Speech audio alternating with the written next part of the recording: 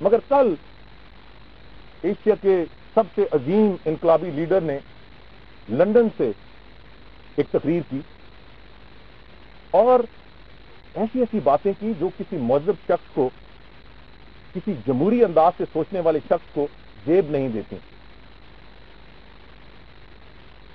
انہوں نے تو ایسی باتیں کی جو میں اس وقت ریپیٹ نہیں کر سکتا. شاید ان کی تربیت ہی ایسی ہے.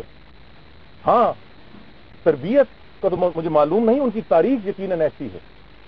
جو صاحب لندن میں بیٹھ کر جو کچھ ان کے منہ میں آتا ہے وہ بولی جا رہے ہیں. میرا خیال ہے کہ ہم سب کو بطور قوم، اور اس میں میڈیا شامل ہے بالخصوص، انہیں کم از کم میڈیا کو، آزاد میڈیا کو میری اپیل ہے کہ انہیں یہ احساس ہونا چاہیے کہ یہ حضرت جب بولتے ہیں تو اکثر و بیشتر یہ ہوش میں نہیں ہوتے. تو میڈیا کو کم از کم یہ احساس تو کرنا چاہیے کہ یہ ایسی ان کی بات ریپلے کرے کہ جب وہ ہوش میں ہوں تو وہ بات کریں تو اس کو ریپلے ہونا چاہیے.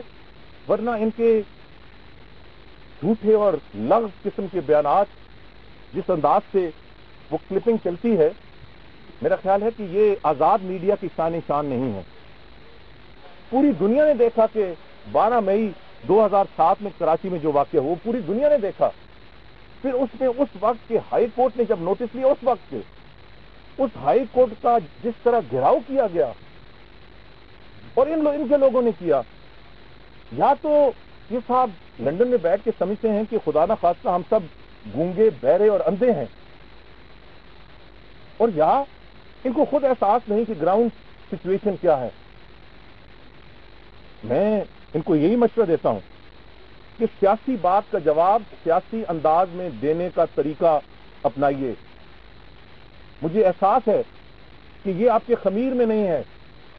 آپ کی سیاست تو منافقت کی سیاست ہے، آپ کی سیاست تو شدت کی سیاست ہے، آپ کی سیاست تو عقوبت خانوں کی سیاست ہے، آپ کی سیاست تو دشمنوں کو گولی مارنے تو دور کی بات، اپنوں کو جو آپ سے اختلاف کرتے ہیں ان کو بھی گولی مارنے کی سیاست ہے.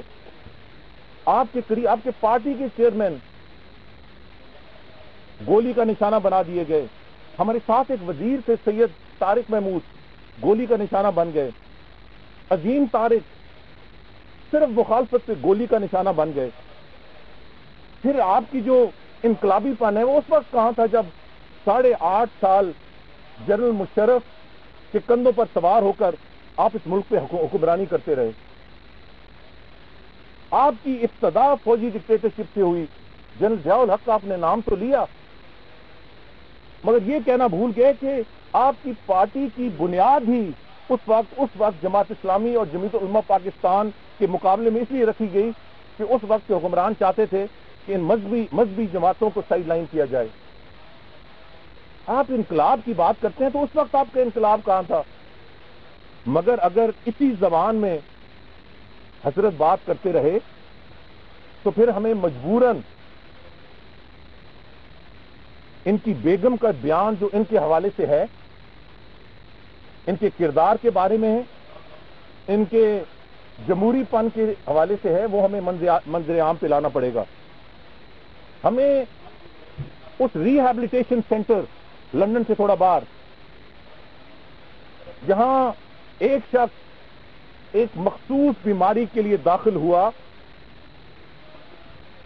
جس سے ابھی تک وہ نکل نہیں پایا، ہمیں اس ریہیبلیٹیشن سینٹر کے جو چند ورک ہیں وہ منظر عام پہ لانے پڑیں گے. اور حد تو یہ ہے کہ یہاں انقلاب لانے چلے ہیں یہ پاکستان میں، مگر انہوں نے وفاداری کا حلف لیا ہوا ہے ملکہ برطانیہ کا، پاسپورٹ ہے ملکہ برطانیہ کا. اور یہ بھی کوئی نہ بھولے کہ موصوف جب جنرل مشرف کے دور میں ہندوستان گئے تھے تو وہاں ایک ہمارے دشمن ملک میں تقسیم ہند کے خلاف جو انہوں نے بیان، ہندوستان کی تقسیم کے خلاف جو بیان دیا تھا وہ ہم سب کے سامنے ہے. تو یہ اس کو نہ چھیڑیں. ہم اب بھی کراچی کی عوام، حیدرآباد کی عوام، تمام جو عوام ہیں ان کی جو مینڈیٹ ہے ان کو احترام کرتے ہیں, جو ووٹ دیا انہوں نے. مگر یہ کیسی بات ہے کہ آپ لندن میں بیٹھیں, کروڑوں کی جائیداد بنائیں, اربوں روپے کی اپنی پارٹی چلائیں, اور یہاں کہیں چڑھ دوڑو, کھا جاؤ, فلاں پہ چڑھ جاؤ, فلاں کی. یہ تو پہلے فیصلہ کریں کہ یہ انقلاب آپ پہلے برطانیہ میں لے کے آئیں, اپنے ملک میں لے کے آئیں, اور پھر مناظرے کا ایک ایسا شخص جو پاکستان میں پچھلے 19 سال سے نہیں آیا, یہاں سیلاب آئے, زلزلے آئے,